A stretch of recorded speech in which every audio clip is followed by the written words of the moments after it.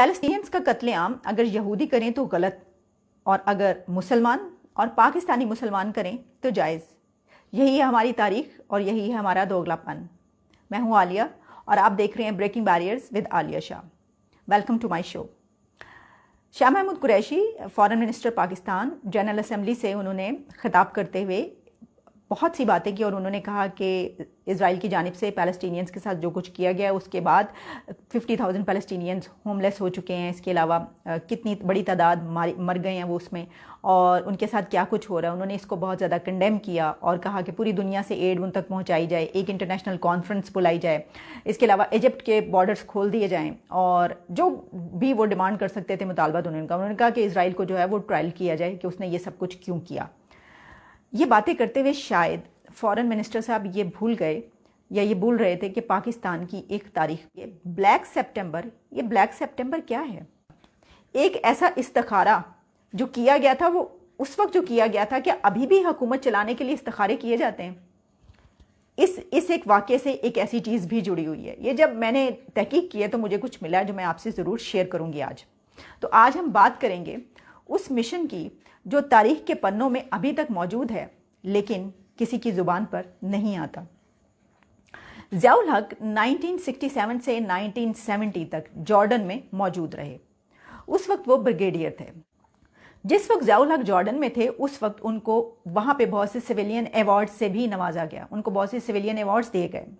1967 سے 1970 کے دوران اسرائیل مخالف جو پیلسٹینینز آپ کہہ لیں جنگجو یا اس وقت ان کو فریڈم فائٹرز کہا جاتا تھا، ان کو جارڈن نے ملک سے نکالنے کا فیصلہ کیا۔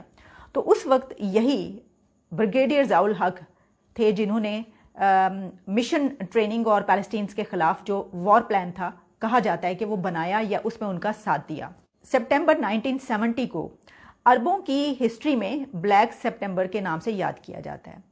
اب اس کو عربوں کی ہسٹری میں یا پیلسٹینینز کی ہسٹری میں، میرا یہ خیال ہے کہ پیلسٹینینز کی ہسٹری میں اس کو بلیک سپٹمبر کے نام سے یاد کیا جاتا ہے۔ کہا جاتا ہے کہ 15 سپٹمبر کو جارڈن کے جو کنگ حسین تھے انہوں نے مارشل لا لگا دیا، اور اگلے دن پاکستانی اور جارڈن کی آرمی نے ضیاء الحق اس کمانڈ کر رہے تھے اس آپریشن کی، اور سٹی تھا عمان، اور وہاں پر موجود جو پیلسٹینینز کا ہیڈ کوارٹر تھا اس پر انہوں نے حملہ کیا۔ جارڈن آرمی نے پیلسٹینینز کے کیمپس جس کے بہت سارے نام بھی موجود تھے، جس میں السلط، السوے، البقعت، الوحدات اور اس طرح کے الزرقہ، ان پر حملہ کیا۔ وہاں پر پیلسٹینینز بڑی تعداد میں موجود تھے۔ یہ بھی آپ کو میں آگے چل کے بتاؤں گی وہاں پر وہ کیوں تھے۔ اس دوران ضیاء الحق نے 2nd ڈویژن کو لیڈ کیا۔ ایک جاوید ظہیر کی ایک تحریر ہے جو کہ ہم سب میں اور دوسری جگہوں پر شائع ہوئے۔ اس میں وہ یہ کہتے ہیں کہ پاکستانی ڈکٹیٹر جنرل ضیاء الحق ان کی کمان میں ایک مشن جارڈن بھیجا گیا تھا۔ اس کی وجہ یہ تھی کہ جارڈن نے جو دریائے اردن تھا اس کے جو ویسٹ بینک تھا وہاں پر بہت سے ایسے وہاں پر قبضہ کر لیا تھا، ظاہر ہے وہاں پر ان کی حکومت تھی، اور اس میں کوئی تقریباً 40,000 پیلسٹینینز مائیگریٹ کر کے وہاں پہ موجود تھے، اور پیلسٹینینز نے جو ویسٹ بینک ہے اس کو اپنی آزادی کا ایک بیس کیمپ بنایا ہوا تھا۔ یہاں سے پیلسٹینینز کو کہا جاتا تھا کہ تربیت دے کر اسرائیلیوں کے خلاف جو ہے وہ ایکٹیویٹیز کرنے کے لیے بھیجا جاتا تھا ان کو۔ اور جارڈن نے جب یہ علاقہ اپنے قبضے میں لے لیا تو پیلسٹینین نے یہ سمجھا کہ یہ ان کے لیے کمزوری نہیں بلکہ یہ تو بہت اچھی بات ہوئی، کیونکہ جارڈن جو ہے وہ اسلامی کنٹری تھا، تو انہوں نے سوچا کہ یہ ان کی طاقت میں اضافہ ہوا ہے۔ جو جاوید ظہیر لکھتے ہیں میں اس کے متعلق آپ کو بتا رہی ہوں۔ تو جو کنگ شاہ حسین تھے ان کو یہ خطرہ تھا کہ کہیں یہ جو پیلسٹینینز موجود ہیں دریائے اردن کے ویسٹ بینک پر، تو کہیں ایسا نہ ہو کہ یہاں پر وہ ایک انڈیپینڈنٹ پیلسٹینین اسٹیٹ کا جو ہے وہ شروع کر دیں اور یہاں پر بنا لیں اور اس کو اناؤنس کر دیں، ڈکلیئر کر دیں اس کو اپنی اسٹیٹ۔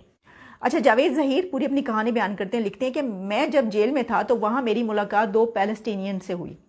انہوں نے نام بھی بتائے کہ ان کے جو نام تھے وہ ہاشم اور عبداللہ تھے، اور انہوں نے پاکستان میں کوئی سیرین ایمبیسی تھی جہاں پر حملہ کر کے سیرین ایمبیسیڈر کو قتل کر دیا تھا، اس کی وجہ سے وہ جیل میں تھے۔ تو جب جاوید ظہیر جو تھے وہ بھی وہاں پر جیل میں تھے تو انہوں نے یہ کہانی بتائی کہ ان کی ملاقات رہتی تھی۔ انہوں نے بتایا کہ وہاں پر اس وقت ان دونوں نے بتایا کہ ان کا کوئی ایک بہت بڑا کمانڈر ابو مجاہد جو تھا وہ وہاں پر اس وقت موجود تھا، اور وہ کیونکہ بہت اہم کمانڈر تھا، بہت نون کمانڈر تھا، تو اس کو وہاں سے نکالنے کے لیے یاسر عرفات خود اپنے ایئر کرافٹ کے ذریعے وہاں پر پہنچے کہ ان دونوں نے جو جیل میں تھے انہوں نے یہ بتایا کہ وہاں پر صرف مسلم پیلسٹینینز نہیں تھے بلکہ جو کرسچن پیلسٹینینز تھے وہ بھی اسی طرح مل کر لڑائی لڑ رہے تھے یہ والی. اور انہوں نے جو فوج تھی اور جس کی کمانڈ ضیاء الحق کر رہے تھے اس فوج سے انہوں نے بھرپور لڑائی کی، اور فوج جو تھی اس نے ان کو وہاں سے باہر نکالنے کے لیے ان کو گلیوں اور بازاروں میں یہ لڑائی ہوئی، اور گلیوں اور بازاروں میں سینکڑوں اور ہزاروں پیلسٹینینز کو وہیں پر مار دیا گیا. اور وہ پورا ایک بازاروں میں اور گلیوں میں اس وقت جارڈن کی ڈھیر لگا ہوا تھا ان کی لاشوں کا. 14 اگست 2020 دی نیوز میں طیب صدیقی ایمبیسڈر کا ایک آرٹیکل شائع ہوا تھا. اس میں انہوں نے بہت دلچسپ اس مشن کے بارے میں تفصیل ہے. انہوں نے کہا کہ it was September 2 when I received a call from brigadier Zia. پھر انہوں نے کال کی اور ان کو بتایا کہ جو 3rd آرمرڈ ڈویژن اسٹیشنڈ ہے ان اربڈ، کہا جا رہا ہے کہ town close to Syrian border, کہ وہاں پر جا کر ان کو اس مشن کو کمان کرنا ہے. ضیاء نے اس وقت جو کنگ حسین ہیں ان کو یہ کہا کہ وہ پولیٹیکل کلیئرنس کے بغیر اور اپنی ایمبیسی سے بات کیے بغیر وہ اس کا جواب نہیں دے سکتے. ان کو ریکویسٹ کرنی پڑے گی ایمبیسی سے، اور ان سے وہ پوچھیں گے اور اس کے بعد وہ بتائیں گے کہ وہ اس مشن کو کمانڈ کر سکتے ہیں یا نہیں. ایمبیسڈر طیب صدیقی لکھتے ہیں کہ اس کے بعد ان کو جب انہوں نے یہ کہا کہ پتہ کریں، آپ آگے پوچھیں کہ میں مجھے اس کے اوپر انسسٹ کیا جا رہا ہے کہ میں اس کو جو ہے کمانڈ کروں، تو اس کے لیے مجھے اسلام آباد سے میں نے ان کو بتایا کہ مجھے پرمیشن چاہیے اسلام آباد سے. تو وہ لکھتے ہیں کہ ٹیلی فون کنیکشنز جو ہیں وہ اس وقت ڈیڈ تھے، اور سمجھ میں نہیں آ رہا تھا کہ کس طریقے سے جو ہے وہ اس کی فوری طور پر اجازت لی جائے اور کس سے پوچھا جائے. تو انہوں نے کہا کہ کچھ جو لنکس تھے وہ موجود تھے، تو انہوں نے کمیونیکیشن لنک کے ذریعے جو ہے ایک کوڈ تھا اس کو استعمال کیا، اور اس کے بعد کافی گھنٹوں کی ایفرٹ کے بعد ان کا کانٹیکٹ اسٹیبلش ہو گیا فارن سیکریٹری سلطان محمد خان اس وقت جو تھے ان سے. یعنی وہاں پہ جو ایمبیسڈر ہیں ان کا فارن سیکریٹری پاکستان میں سلطان محمد خان سے آخر کار کانٹیکٹ اسٹیبلش ہو جاتا ہے، فون پر بات ہوتی ہے، اور جنہوں نے جو بھی طریقہ تھا ان کا بات کرنے کا. تو انہوں نے کہا کہ جو وہ تھے انہوں نے فوراً طور پر جو ہے ڈکلان کر دیا اور انسٹرکشنز دیں کہ اس کے لیے جو ہے ایڈوائس کی بہت ضرورت ہے، اور اس کے لیے آپ کو کانٹیکٹ کرنا پڑے گا ملٹری سے، اور وہاں پر آپ کو بات کرنا پڑے گی، میں جو ہے اس بارے میں کچھ نہیں کہہ سکتا. تو فائنلی وہ یہ لکھتے ہیں ایمبیسڈر کہ پھر میں نے مسٹر غیاث الدین جو کہ اس وقت سیکریٹری جنرل ڈیفنس تھے ان سے بات کر لی، یعنی ان تک رابطہ ہو گیا اور میں نے ان کو یہ بات بتائی. اور وہ آگے لکھتے ہیں کہ اتنا اہم معاملہ تھا کہ میں خود پریشان تھا، لیکن جب غیاث الدین سے میں نے بات کی تو without a moments hesitance Ghiyas gave me the green signal. اور اس کے بعد وہ لکھتے ہیں کہ انہوں نے یہ کوشش کی کہ ان کو ایکسپلین کریں کہ اس کی امپلیکیشنز کیا ہو سکتی ہیں، اس کا نتیجہ اس کا نکل سکتا ہے، اس کا رزلٹ کیا ہو سکتا ہے. لیکن فوری طور پر ان کو کاٹ دی گئی بات اور کہا گیا کہ وی ہیڈ استخارہ that Hashemites kingdoms star is ascendant. اور وہی سن کر حیران رہ گئے، اور انہوں نے کہا کہ جو foreign and defence policy of Pakistan جو ہے وہ اس وقت ایک کیا استخاروں پر چل رہی تھی. اور بہرحال انہوں نے یہ کہا، اور اس کے بعد جو ہے وہ فون رکھ دیا گیا اور بات ختم.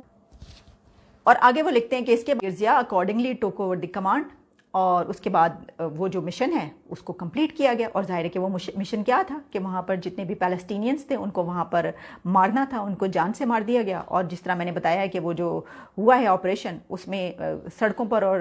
گلیوں میں چوراہوں پر پیلسٹینینز کی لاشیں پڑی ہوئی تھیں. سوچنے کی بات یہ ہے کہ اس وقت جب وہ ملٹری کو فون ملاتے ہیں تو وہاں سے یہ کہا جاتا ہے کہ کیونکہ ہاشمی حکومت جو ہے اس کا ستارہ عروج پر ہے،